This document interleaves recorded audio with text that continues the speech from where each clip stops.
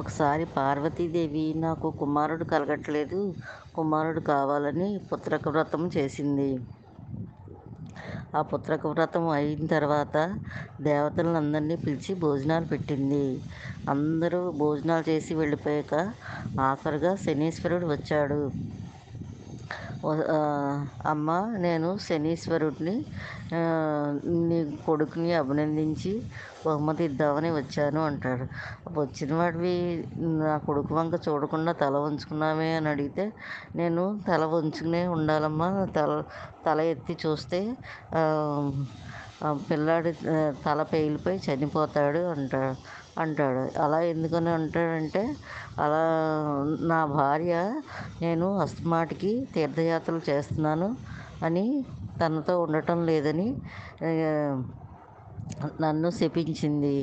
నేను ఎవరి వంక సూటిగా చూస్తే వాళ్ళ తల పగిలిపోతుందని శపించింది. అందుకనే నేను చూడను తల్లి నీ కొడుకుని అంటే, పార్వతీదేవి బలవంతం చేసి, పర్వాలేదు చూడండి, అది సామాన్యులకి జరుగుతుంది, నా పార్వతీదేవి కొడుక్కి ఎందుకు వస్తుంది, ఆది విష్ణువే నా కొడుకుగా వచ్చాడు, అందుకని ఏం పర్వాలేదు చూడండి అని చెప్తుంది. అప్పుడు శనీశ్వరుడు చూస్తాడు. అప్పుడు తల పగిలిపోయి చనిపోతాడు. అప్పుడేమో శనీశ్వరుడికి శాపం పెట్టింది పార్వతీదేవి, నీ కాలు కుంటిదైపోవాలి అని చెప్పి శపించింది. అప్పుడేమో అమ్మ, అసలే నేను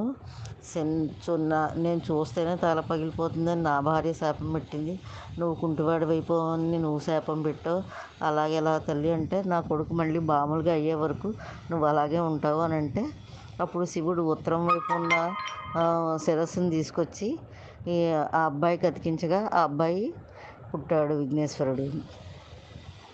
అప్పుడు శనీశ్వరుడికి శాపం మార్చింది. కుంటిగాలు కాదు కానీ నువ్వు మెల్లిగా నడుస్తావు, చాలా మెల్లిగా అని చెప్పి వరాన్ని ఇచ్చింది.